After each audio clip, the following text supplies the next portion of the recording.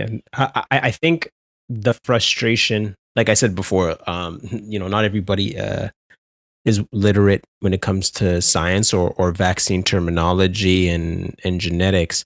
But I think a lot of this stuff comes from um, the rules and regulations, the stipulations put in by the government that give special privileges and incentives.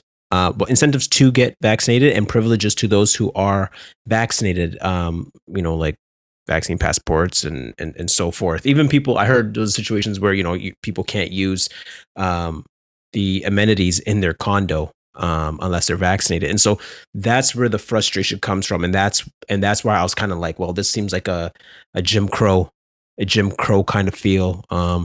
There's a water fountain for vaccinated and a water fountain for non-vaccinated, and that's where the frustration comes from. I think with most people and in the church. Yeah, and there's so many conversations about how we can move forward in the best way. I'm sure there's no plan that will appease everyone, Mhm. unfortunately. No, no, there And won't. so I understand the government's point of view in that they are trying to keep their taxpayers safe, and we can put more vaccinated people in a room and have a lower risk than if we put a whole bunch of unvaccinated people into a room. And so I understand, like, my husband and I are big fans of the CFL. And so I understand why the Winnipeg Blue Bombers are permitting vaccinated fans into their stadium and asking their unvaccinated fans to watch from home.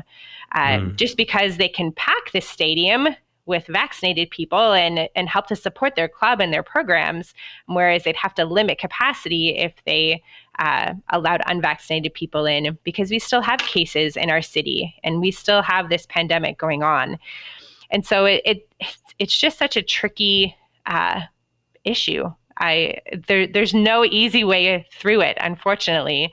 And unfortunately, different governments are making different decisions. They assess risk by different criteria, and individuals assess risk, their own personal risk, by different criteria.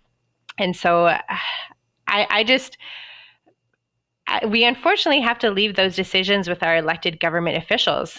And we have to do our best as citizens to respect their authority, respect the fact that they see a lot more data than the average person, and just hope that they're doing all they can to keep all of us safe. Please subscribe and hit the bell to stay up to date.